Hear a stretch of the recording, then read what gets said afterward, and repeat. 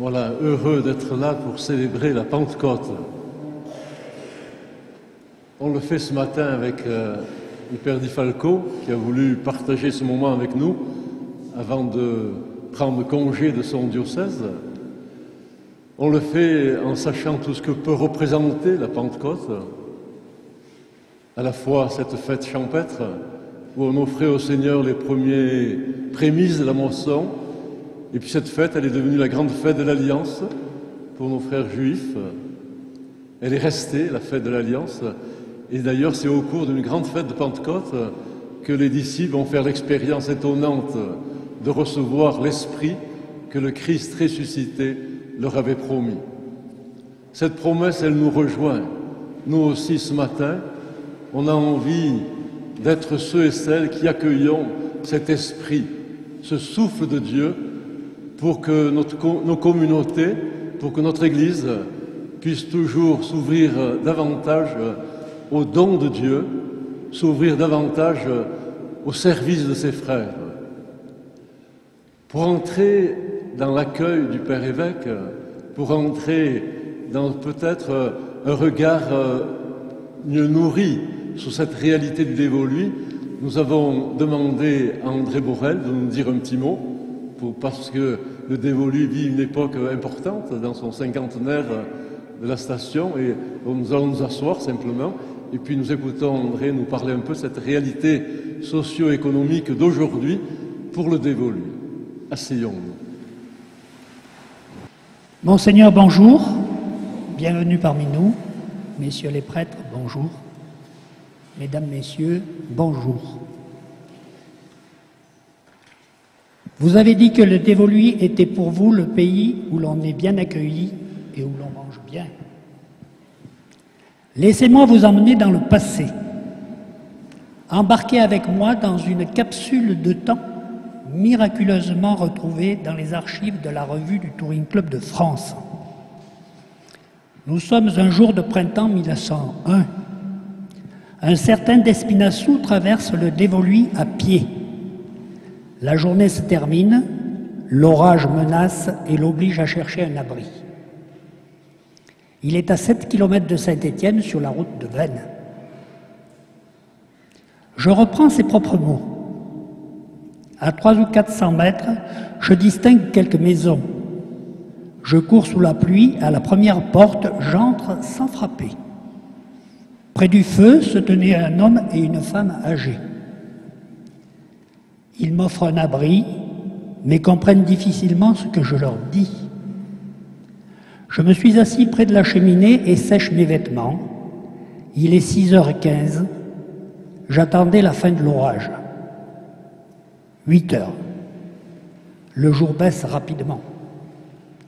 Il pleut toujours, je suis bloqué. Ces pauvres gens n'ont que du laitage. Je dîne près du feu, à la clarté de la lampe fumeuse. Je leur demande ensuite s'ils peuvent me coucher. Ils se regardent sans mot dire, s'interrogent des yeux et parlent enfin à mi-voix. Mais je ne comprends pas leur patois. La femme se lève, elle va préparer une chambre. Que dis-je? La chambre du grain sous le toit. Mon repas d'anachorète est terminé. La lugubre soirée, le vent fait rage. La pluie fouette les vitres, toute la maison est secouée. Assis devant l'âtre, près du feu qui se meurt, j'essaie de parler à mes hôtes, mais ceux-ci sont taciturnes, et pour leur intelligence, la conversation est une fatigue. Ce petit texte nous montre ce qu'était le dévolu il y a 100 ans. L'accueil de l'étranger n'était pas dans les mœurs, tout était autre. Notre rapport aux instances religieuses, par exemple, était lui aussi différent. Je me souviens de mon enfance. Les curés qui officiaient dans le dévolu étaient d'une autorité absolue.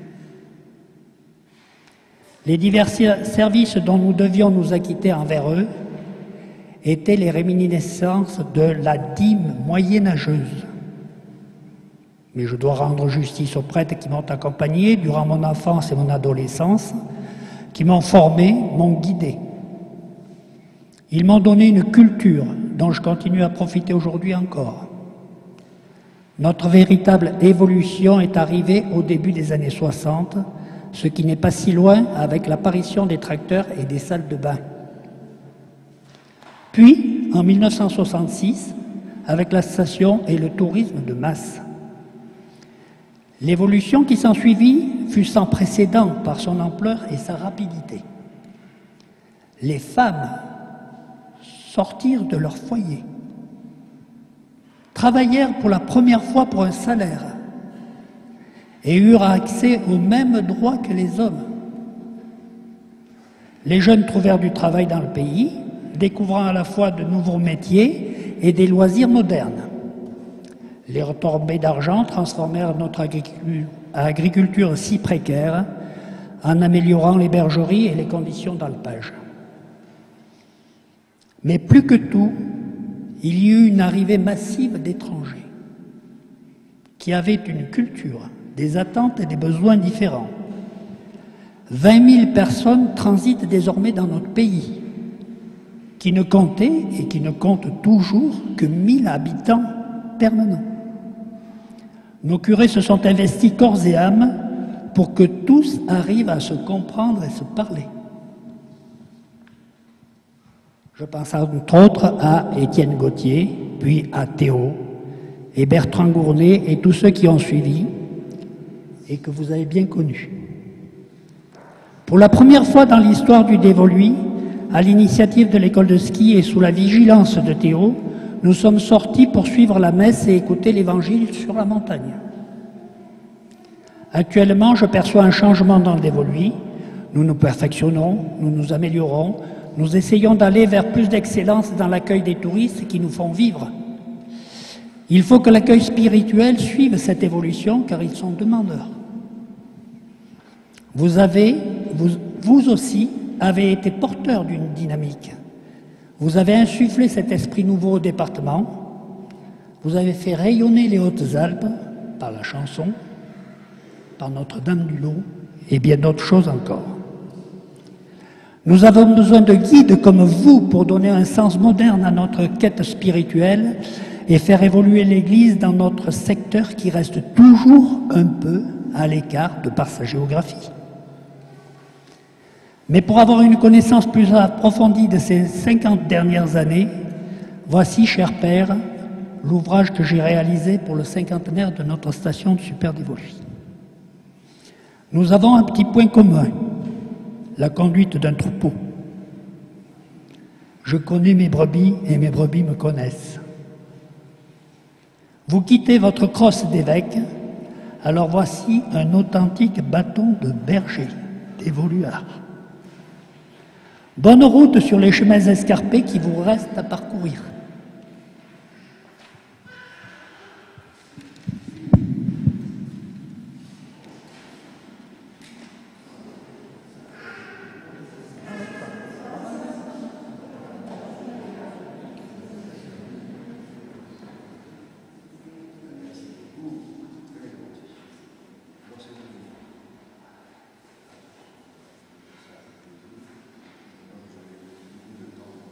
Bien, merci pour cette évocation à la fois du passé et aussi du présent.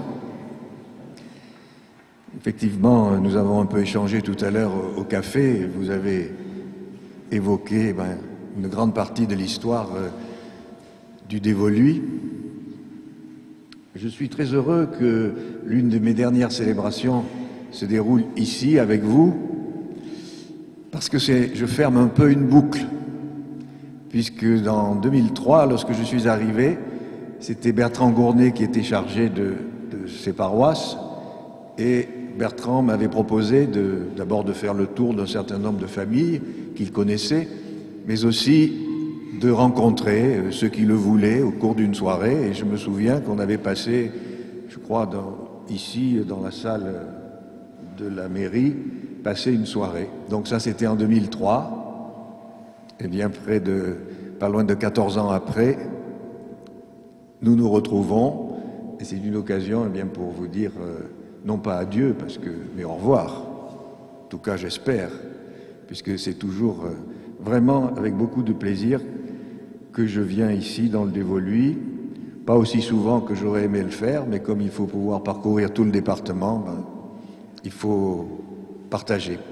J'aimerais qu'au cours de cette célébration, nous ayons d'abord une pensée particulière pour Pierre Fournier, qui m'a envoyé un mail hier, et à vous aussi, Jean-Baptiste, pour dire qu'il était avec nous par la prière et par la pensée, puisqu'il ne peut pas être ici physiquement pour les raisons que vous savez.